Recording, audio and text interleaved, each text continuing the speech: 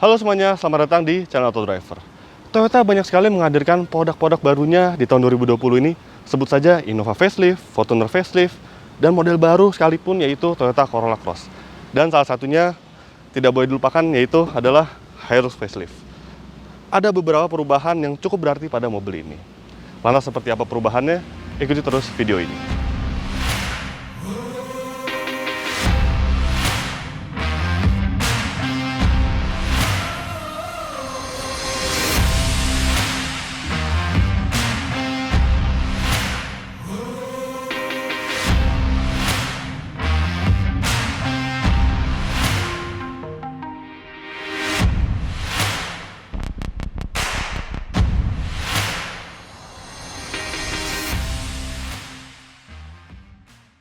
Sebelum Indonesia, Hilux Facelift ini telah muncul terlebih dahulu di berbagai negara tetangga seperti Thailand dan juga Malaysia. Saat mobil ini muncul di dunia maya dan juga diluncurkan di Thailand dan Malaysia, terlihat mobil ini memiliki karakter yang lebih kuat untuk di segi eksteriornya. Dan terbukti saat mobil ini hadir juga di Indonesia, perubahannya ini terlihat dia makin kental dengan double cabin khas Toyota. Seperti lihat bagian depannya ini, dia grillnya kini mencirikan seperti milik Toyota Tacoma. Akan tetapi jika dilihat lebih baik lagi, dia justru grillnya ini kini mirip dengan Toyota Innova. Lalu juga untuk lampu utamanya dia mengalami perubahan, dan juga untuk lampunya ini kini sudah menggunakan bohlam LED. Tak hanya itu, untuk fog lampnya, jika sebelumnya menggunakan bohlam halogen biasa, kini dia sudah menggunakan LED juga. Lalu untuk bagian sampingnya sendiri, dia memang perubahannya tidak cukup banyak, hanya terdapat di bagian velg seperti ini. Jika sebelumnya dia warnanya silver, kini menggunakan desain baru serta velgnya kini berwarna gunmetal. Lalu juga di bagian pintu samping ini terdapat emblem Hilux. Ini menjadi ciri khas Hilux generasi terbaru karena selalu menggunakan emblem di bagian pintunya. Lalu juga untuk bagian baknya ini di belakang, dia ada stiker 4x4 yang seolah menunjukkan identitasnya sebagai mobil berpenggerak 4-wheel drive. Selain bagian depannya, bagian belakang Hilux Facelift ini juga mendapatkan perubahan. Seperti di bagian lampu belakangnya ini, dia kini menggunakan lampu LED, tetapi untuk lampu sen serta lampu mundurnya dia belum menggunakan bohlam LED. Lantas untuk bagian tengahnya ini ada third brake lamp yang menggunakan bohlam LED.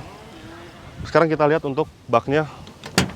Kapasitas bak tentu masih sama dengan versi Hilux sebelum facelift.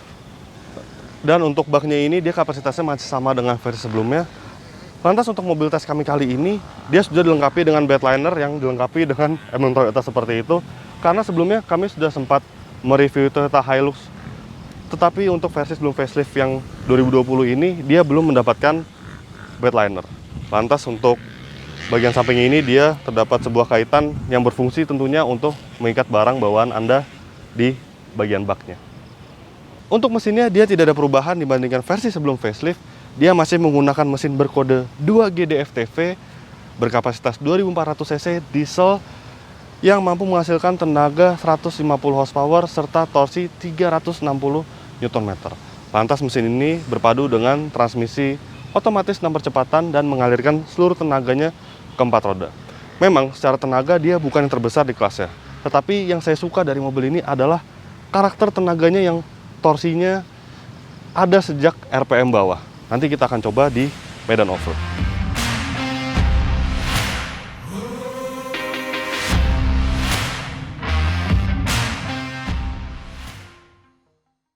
Untuk ruang interior sendiri bisa dilihat dia memang perubahannya tidak cukup banyak dibandingkan sebelum facelift. Bisa dilihat untuk desain dashboardnya dia masih sama, materialnya tentu masih sama, dia menggunakan material keras, dan juga di bagian dashboardnya ini terdapat sebuah aksen jahitan, tetapi ini merupakan jahitan palsu.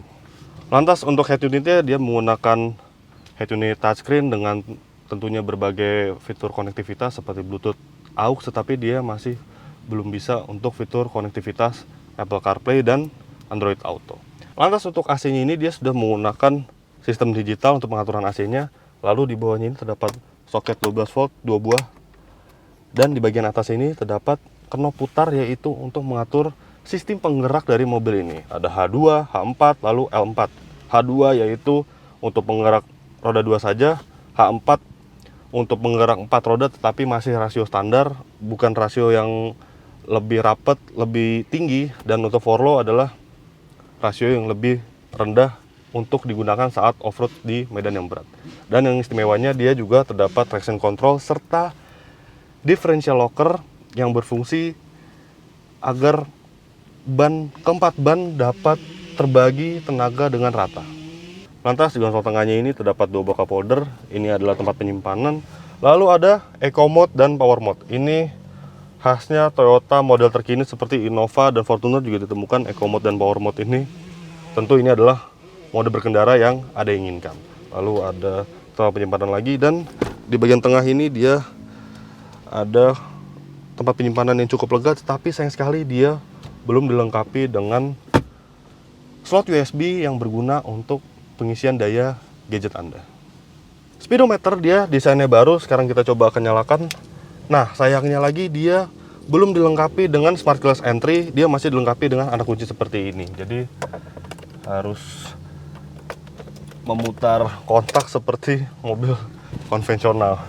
Dan untuk desain klasternya ini dia baru, dan juga dia dilengkapi dengan berbagai informasi di multi information display-nya ini yang sangat lengkap, seperti konsumsi bahan bakar, rata-rata konsumsi bahan bakar terkini, lalu ada juga jarak tempuh. Dan yang istimewa ini sudah ditemukan dari Innova dan juga Fortuner yang tipe tertinggi, yaitu uang yang Anda keluarkan, rupiah yang Anda keluarkan untuk mengisi BBM juga tertera di multi information display-nya. Kita beralih ke posisi duduk. Tinggi saya 177 cm dan posisi duduk yang dihasilkan cukup baik untuk sebuah double cabin.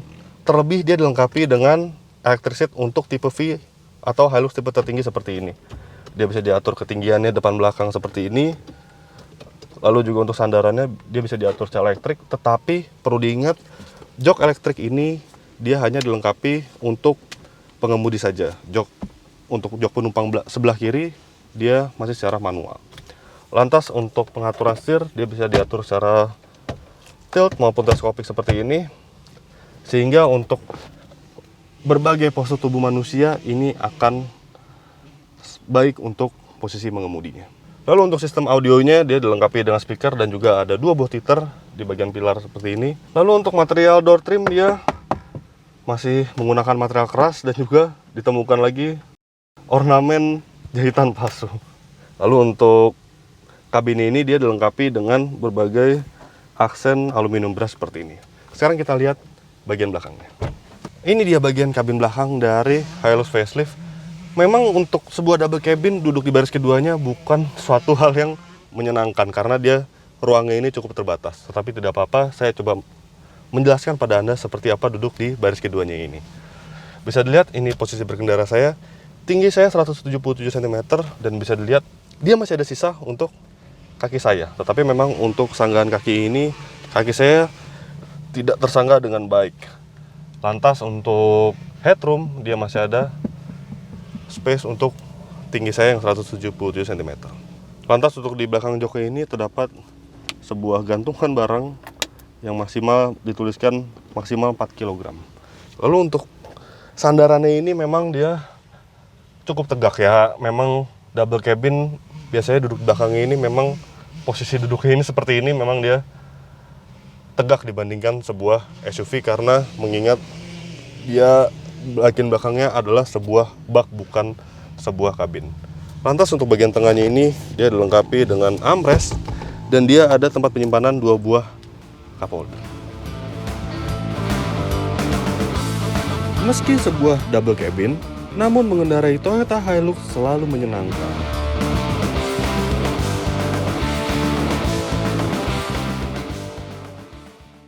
Oke, sekarang saya sudah berada di balik kemudi dari Hilux dan sudah mengemudi mobil ini. Rasanya sama seperti Hilux sebelumnya. Dia sangat menyenangkan, posisi duduk sangat ergonomis, dan yang saya suka adalah posisi duduknya ini commanding karena semua bagian bisa terlihat dengan baik dan tentunya dia blind spotnya sangat minim. Jika sebelumnya Toyota Hilux terkenal dengan suspensi yang keras, Namun di model ini, hal itu tidak sama sekali terasa. Saat peluncuran Hilux ini, saya hadir dalam press konferensi tersebut dan pihak Toyota Astra Motor menyebutkan telah mengubah suspensi belakang dari Hilux versi facelift ini. Pertamanya saya menyangka bahwa ya perubahannya mungkin ada tetapi tidak begitu signifikan, tetapi saat mencobanya di jalan seperti ini, wow, ini berubahnya sangat drastis dibandingkan versi sebelum facelift. Karena dulu saya sudah mencoba Hilux sebelum facelift ini, lalu juga yang versi generasi sebelumnya itu kelemahan Hilux itu ya itu adalah suspensi belakangnya yang cukup keras, bahkan mungkin terkeras di antara para rival-rival seperti Mitsubishi Triton ataupun Nissan Navara. Tetapi di Hilux versi terbaru ini, dia kini suspensinya sangat baik digunakan di jalan aspal. Dia peredamannya sekarang baik, bahkan menurut saya ini sekarang mirip dengan Toyota Fortuner. Tetapi memang masih ada karakter per daun yang ya sedikit ada guncangan ketika melalui jalan yang misalkan jalan keriting ataupun posisi tidur yang memang masih ada khas per daunnya ya. Itu hal yang wajar mengingat mobil ini adalah sebuah double cabin. Tetapi itu improvement yang sangat baik yang diterapkan pada Hilux ini. Good job Toyota.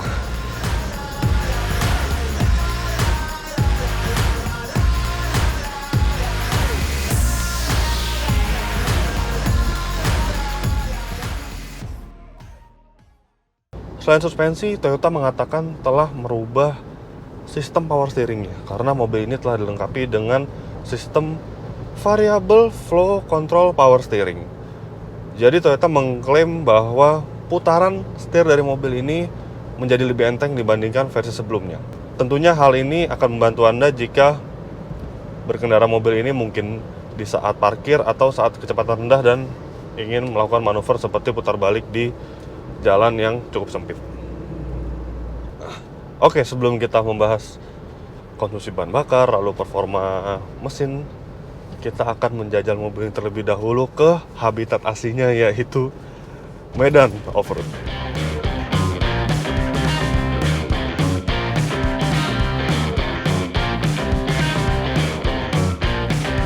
Music got the best in me ever since I was a child. Sekarang saya berada di trek tanah, trek lumpur. Nah, ini biasanya trek tanah ini sewaktu saya mengetes waktu itu Mitsubishi Triton itu treknya tanah keras. Tapi kali ini dia berubah menjadi lumpur karena sudah berhari-hari diguyur hujan. Sekarang saya berada di mode 4H.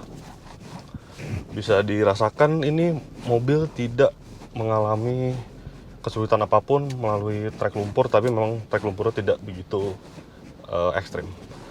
Dia di 4H di rasio standar, bukan yang dengan locker atau yang mode 4low. Sebagai perlengkapan standarnya, Toyota Hilux ini dilengkapi dengan ban all terrain, tetapi all terrainnya yang masih untuk jalan raya.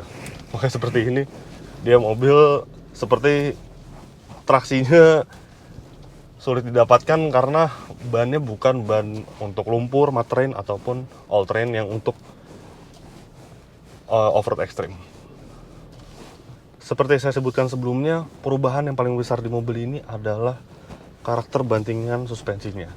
Di jalan raya dia jauh lebih empuk dibandingkan Hilux sebelum facelift. Lalu bagaimana ketika dibawa ke medan off-road? Seperti ini.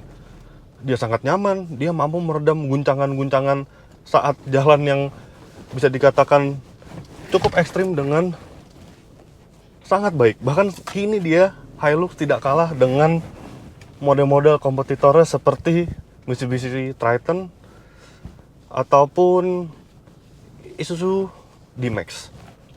Dia kini menjadi sangat baik karena versi sebelum facelift ini Toyota Hilux itu memiliki bantingan suspensi yang tergolong keras. Yang saya suka dari Toyota Hilux ini adalah karakter mesinnya. Meskipun dia bukan yang terbesar di kelasnya, tetapi dia karakternya itu tenaganya, torsinya padat sejak RPM bawah. Nih, sekarang saya akan menanjak sebuah tanjakan yang cukup curam. Ini sangat effortless, tidak ada kesulitan sama sekali seperti ini, hanya menyentuh gas sedikit-sedikit dan di mode 4H bukan di 4low. Ini yang saya suka dari mesin diesel Toyota. Dia torsinya sangat padat di RPM bawah, meski dia figur tenaganya bukan yang terbesar di kelasnya. Mitsubishi Triton itu tenaga lebih besar, tetapi dia memang figur tenaganya itu, peak powernya itu berada di RPM di atas 2500. Sedangkan di Toyota Hilux ini dia di bawah 2000 itu dia torsinya sangat besar, sehingga ketika melaju di medan off-road menemukan tanjakan yang cukup curam tidak ada kesulitan sama sekali, saya berani jamin. Kita akan coba masukkan ke mode 4low untuk melihat seberapa hebat traksi yang diberikan oleh mobil ini ketika masukkan mode 4low dan masukkan ke mode locker. Differential locker ini gunanya adalah untuk membagi tenaga roda depan dan roda belakang secara proporsional, sehingga tentu jika melewati medan berlumpur seperti ini dia akan memberikan traksi yang lebih baik dibandingkan mode 4H atau mode 4low yang tanpa locker.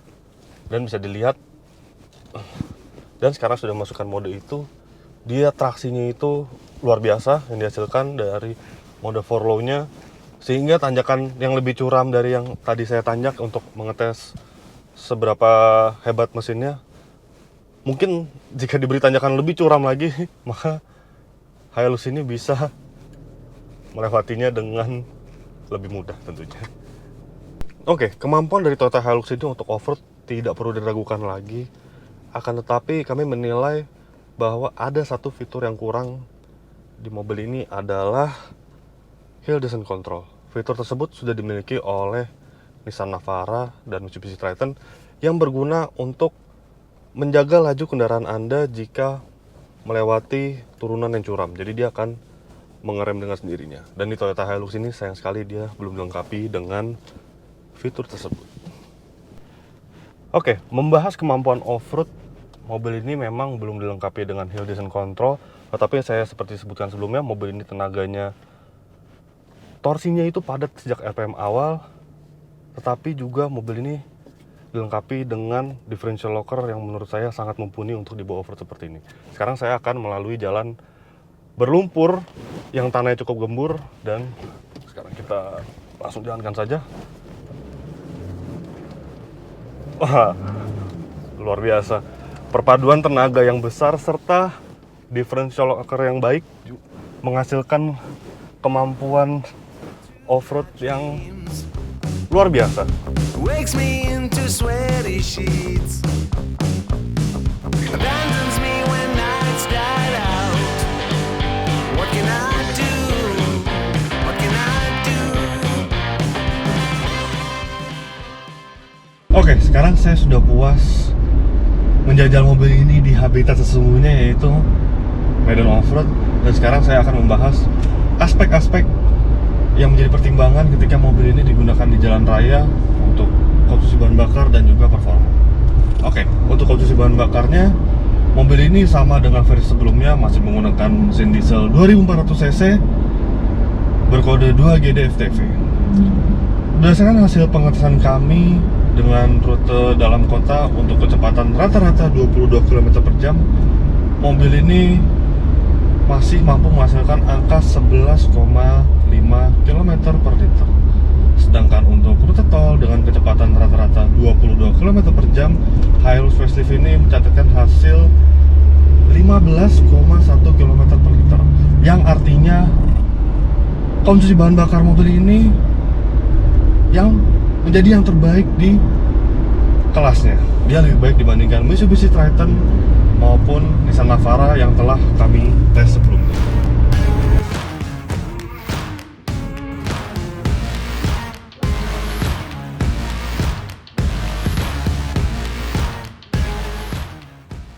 Lantas bagaimana dengan performanya? Mesin diesel 2GD FTV ini menghasilkan angka 150 horsepower serta torsi 400 Nm. Memang secara figur tenaga mobil ini bukan yang terbesar di kelasnya. Maka berdasarkan hasil pengetesan kami menggunakan alat berbasis GPS, Race Logic, Toyota Hilux ini mencatatkan angka 0-100 km per jam dalam waktu 13 detik saja. Yang artinya mobil ini tidak lebih unggul dibandingkan kompetitornya, yaitu Mitsubishi Triton Ultimate dan juga Nissan Navara. Tapi ada beberapa kekurangan yang sedikit mengganggu pada mobil ini.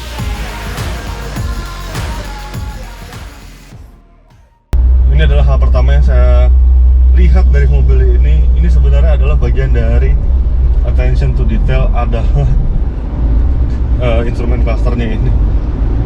Sebenarnya ini desainnya sudah cukup menarik, dia baru, dia modern, lebih modern dibandingkan versi sebelumnya. Tetapi ada kelemahan yang kami temukan di sini, yaitu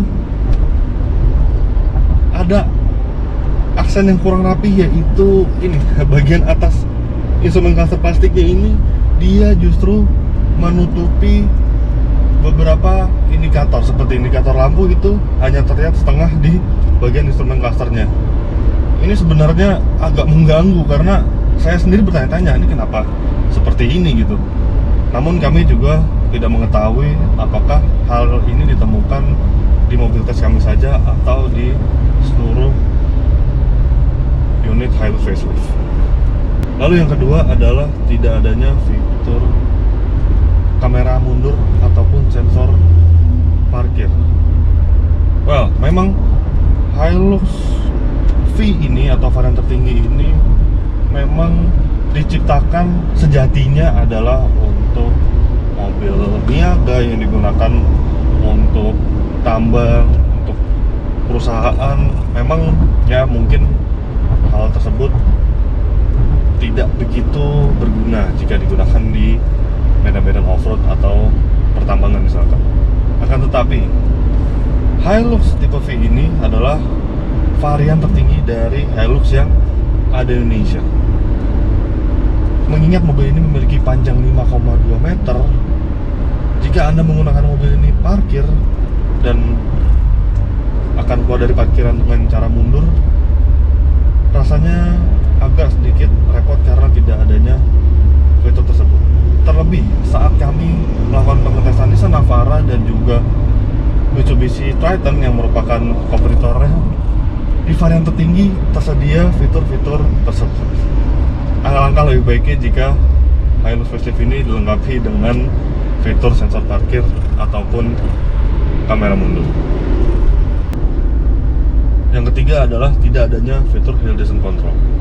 Memang fitur tersebut adalah sifatnya masih sebagai penunjang atau tambahan saja, tidak terlalu terpakai sebenarnya. Tetapi sekali lagi mobil ini merupakan versi penyempurnaan dari versi sebelumnya. Jadi alangkah lebih baiknya fitur tersebut ada di mobil ini.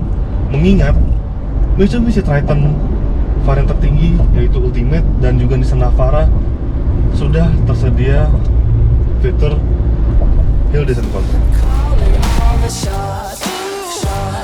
Kini saatnya kami menyampaikan kesimpulan dari Toyota Hilux Facelift 2020 ini.